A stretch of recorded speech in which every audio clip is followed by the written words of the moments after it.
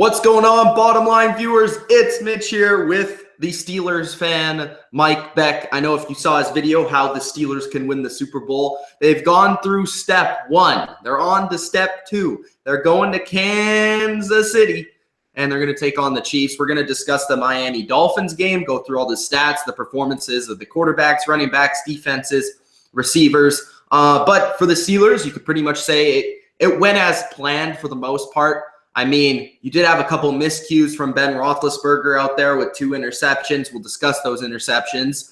The studs played like studs. Leveon Bell played like a stud. Antonio Brown played like a stud. James Harrison played like a stud. So, you know, the studs played like studs for the Pittsburgh Steelers. And the studs on the Dolphins played like studs because there's only one stud, Jarvis Landry. Other than that, I mean, it's the Miami Dolphins. I don't know what we were really to expect from the Miami Dolphins. I think what we got from them was basically, you know, we're happy to be in the playoffs at this point. We don't think we're really going to win this game, but we're happy to be here. Jay Ajayi was a disappointment, and I think a positive for the Steelers going forward for their run defense in general, and their defense, for the most part, didn't really show up. So, Mike, from an entertainment standpoint, as a Steelers fan and, you know, whatever, what'd you think of this game? Well, the first half was really entertaining. And then second half, it seemed Miami just kind of fell off the rails. And Pittsburgh just played some cover 4, uninspired, just get healthy to play in Kansas City. Wasn't that exciting, but come away with the W. Don't let the comeback happen. A few mistakes from Ben, like you said, but some of those plays really shouldn't have happened. They're just like terrible decisions. Should have just ran the clock out, and like I don't even think he should have been playing that fourth quarter. They didn't need him to, but thankfully he didn't look injured. Like there's one point when he was shaking his shoulder. We'll hope that's okay. But all in all, happy to get the W. Happy to move on to Kansas City. Yeah, that's kind of like what I was thinking. How the Steelers would play offensively, at least like. Probably minimal attempts for Big Ben. They're going to have the big plays down the field. Antonio Brown's probably going to have a couple nice plays down the field. But as we've seen from the last half of the season, really from the Steelers, ever since they kind of went on that losing streak, I've been saying this like constantly on the channel that the Steelers have kind of had a different identity in terms of their offense. And they've turned to Leveon Bell. Leveon Bell had 29 carries in this game, 167 yards, 2 touchdowns. And the pass game kind of worked supplementary off of that. So what did you think of Leveon Bell's performance? Did you like what the Steelers did on offense? Any comments on the offense in general? We'll get into, you know, Antonio Brown, all the other players, but what did you think of the game plan and Leveon Bell in general? Leveon Bell does what he does best. Avoid tacklers, get upfield. He's Barry Sanders except for all the negative carries. Extremely talented. You didn't really catch many passes out of the backfield, but this game plan was all run the ball. The Steelers used 6 offensive linemen most of the game. Really did what he needed to do. He was a force. He picked up first downs and kept that clock turning. I don't think we're going to continue to see this game plan. Next week, I think it might be tweaked a little bit, but he did play really well. See, actually, like going into next week, I thought if the Steelers can continue their or their run-heavy approach, that might be more successful against the Chiefs, because I understand that they were very successful through the air against the Chiefs last time around. I think they still can have some success, but the Chiefs have shown over the last half of the season that, you know, that they've been kind of susceptible to the run. So I really figured if the Steelers are going to have a good chance of winning next week, it's going to be probably on Antonio Brown.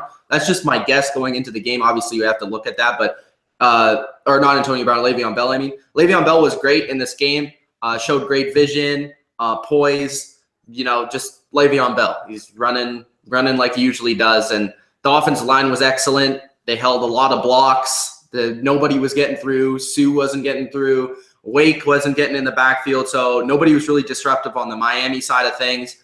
Pittsburgh's offensive line, I feel, doesn't get enough credit, especially the interior offensive line is really, really good. And it allows Leveon Bell to do like those crazy stop for like a second or two and then run to a certain side or get through a certain hole. So, you know, of course, Leveon Bell played great. Big Ben, let's get into the quarterbacks on both sides.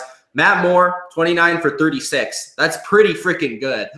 29 for 36, 289 yards, a touchdown, interception.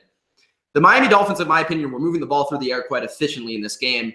There was just a couple of times, especially in the first half. I think like all three out of 4 drives they had in the first half, 3 of them were very successful. They got into the red zone. They were able to score points, but 2 of them ended, I think, in fumbles. Especially the one at near the end of the half was huge because it ended 20-6 at half instead of 20-13. So Matt Moore, I thought, was pretty good for a backup in this game. I thought Adam Gase had a good game plan going into it.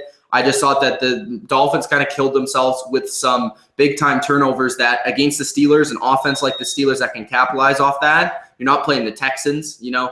You're playing the Steelers, a good offense that's at home, especially. That hurts a lot, and especially with a backup quarterback, and you can't give the ball away like that. Any thoughts on Matt Moore or the Dolphins offense? Steelers did a great job of stuffing J.J. Not many yards, especially in comparison to last game. Matt Moore, his numbers, I think, are a little inflated based on that second half, just throwing those underneath routes. Like, you're going to get completions to wide open receivers. In the third quarter, to me, it seemed like they're just trying to get touchdowns every play to try to get back into it. Fourth quarter, it really felt like they're just kind of trying to get out of there, trying to just get home. They accepted the defeat almost, throwing all the underneath routes that, like, of course, are open when one team is just running cover 4 all day. But it does look a little inflated. He did play pretty well. This is not the same Matt Moore we saw in Carolina that led him to like 1 win to get Cam Newton. But Tannehill would have probably gave Dolphins a better chance of winning the game, obviously. But he did, obviously, he put up good numbers. And he might have held on to the ball too long sometimes, which translated into some of the mistakes. Yeah, I think a couple times he may have not have read where the blitz was coming from, or he kind of got confused about a couple blitzes, or he didn't call the right check before the play. Like, just a couple times where he was kind of confused, or like you said, held on to the ball too long. But for a couple times, like when they sacked him and they stripped him, it looked like he didn't even know that they were coming. So, I mean, that's part on him and part on the offensive line too. Yeah, absolutely. So let's go to the receivers. Antonio Brown was kind of quiet, except for like 2 great plays. He had that 62-yard touchdown. I think another like 50-yard touchdown, something like that. 1 screen pass, 1 slant. Looked like Odell Beckham on the slant. Took the screen pass to the house with 2 touchdowns. Antonio Brown was great. And he was kind of, again, like the second option in the offense. You got Leveon Bell, then you got Antonio Brown, not Antonio Brown, then Leveon Bell like it has been in the past. Did a great job. I was kind of wondering how they would attack the Dolphins because the Patriots had a lot of success with Julian Edelman last week. So I thought, Antonio Brown would have a great game in this game, and he did. Jarvis Landry had 11 catches, 102 yards. Those were the 2 stars on both sides. Landry's a beast, man. I don't think he gets enough recognition. He's great slot receiver, very tough to game plan for and stop. It's going to be interesting to see what the Chiefs do to try and capitalize off what Jarvis did in this game. I mean, Kenny Stills had 82 yards, not really much there. Parker, 55. He had 1 nice catch earlier in the game, like 37 yards. But, it's going to be interesting because the Chiefs don't really have a receiver like Landry to kind of attack the middle of the field.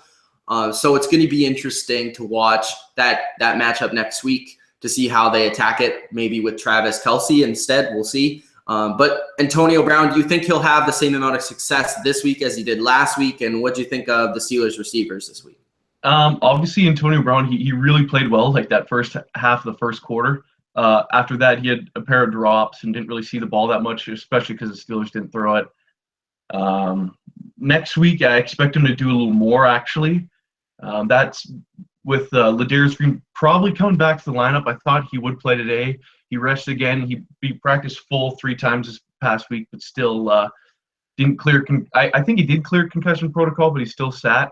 So hopefully we see him next week, which that big target over the middle again helps take those double teams away from Antonio Brown just because of his size. I think he's due for another big game next week. Marcus Peters is one of the best corners in the league, as well as Eric Berry being one of the best safeties over the top. But Antonio Brown just does such a good job of getting open, and he did have a really big impact in the last game against the Chiefs. Jarvis Landry, again, I think he still would have put up the big numbers that he did, whether or not the Steelers played the way they did at the end of the second half. He is a beast. He is really underrated. Like I would say he's an equal to Odell Beckham. Both coming out of LSU, extremely talented wide receivers.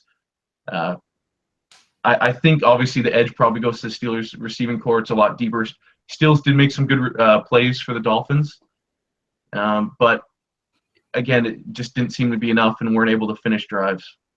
Yeah, I think something that's going to be interesting to watch going forward for the Steelers offensively, it's kind of like who's going to be that second receiver to step up. And today, like it was pretty much all run game and Antonio Brown. So it's going to be interesting to see what the Chiefs do to take Brown away, and then if anyone else can step up going forward. The Steelers defense had, I think, 5 sacks in this game. Where James Harrison had 1.5 sacks. I think he tied the Steelers record in this game, or broke it. I'm not quite sure. Had a forced fumble. Timmons had 14 tackles. Harrison had 10. 2 sacks. And it says 1.5 here. I'm not exactly sure. Timmons, it says he has 2. Maybe they're confused on NFL.com. Yeah. So Sue had a sack on the other side, but that was it. They couldn't get a lot of pressure in the pass game. They had 2 interceptions though.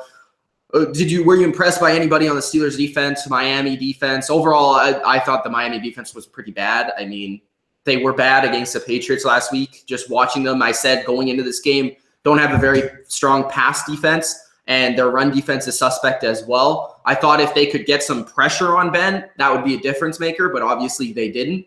So they didn't really play. They didn't give much resistance at all other than those 2 turnovers that were more mistakes by the Steelers than anything. So do you have any thoughts on the defenses, both sides? Obviously, James Harrison looked like he turned the clocks back to 2008.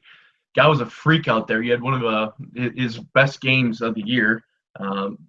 Just outstanding what he's been able to do. He had a great game. Timmons obviously down the stretch. Bud Dupree was also all over the field. He'll obviously get a pretty hefty fine for that huge hit on Matt Moore. But he was flying around. He was hitting guys, taking guys' heads off. There's a lot of Steelers players making some pretty big hits out there. Mike Mitchell, again, all over the field. He's suspect to that's something interesting, Mike, because the Steelers in the past, when they've been great in the playoffs, they've been a physical style of defense. You know, it's going to be interesting to see if they can carry that, especially against the Chiefs. You know, because the Chiefs are a team that like to kind of enforce their will against their opponent, like use their physicality to win games. And if the Steelers can bring that physicality into Kansas City, that's going to be huge, because then they can match that defense on the other side, and that will definitely help them as well, right? Yeah. And a lot of people, especially on ESPN, Ryan Clark has been saying how soft the Steelers are on defense. So that's definitely a good thing for the Steelers. Absolutely. What else we got here? In terms of stats, nothing really big. I mean, a lot of turnovers for both sides. Kind of a sloppy game for the most part, especially from the Dolphins. Not the most entertaining game in the world. It's not been the most entertaining games, but the next game is coming up. The Packers versus the Giants. We need to catch that real quick. 30-12 for the Pittsburgh Steelers. They move on to Kansas City to play the Chiefs. Big game. And the Patriots will play the Texans on the other side. My Patriots. So maybe we'll see Steelers versus Patriots. Are you excited? Do you want to see that, Mike, or what's going on? That's what I've been waiting for all year. Another rematch. I personally think they can do it. I think they can knock them off. I know you don't think that's possible, but I am a believer. They will get it done if they can get through Kansas City, which again is a big task in its own. We'll see who comes out healthier, but I think it'll be a good game. Gronk's not there. That's our crook tonight. I'm a believer. All right. I'm not. I'm sticking with my Pats, bro. But a good game for the Steelers today. Definitely, they improved a lot in a lot of areas, and they look like a playoff team. You know, a couple seasons ago, they looked like they were going to be good going in the playoffs, and they just didn't show up. But this year, they showed up in the first round. That's all you can ask for. So they're on to the next round versus Kansas City, 30-12. It's Mitch and Mike of the Bottom Line View. If you guys enjoyed, hit that like button, subscribe to the channel. We have a recap coming for the Packers versus the Giants. Stick here. That's going to be a great game. Can't wait. Aaron Rodgers versus that Giants defense. So subscribe to the channel for more recaps. Thanks, guys, for watching, and peace out.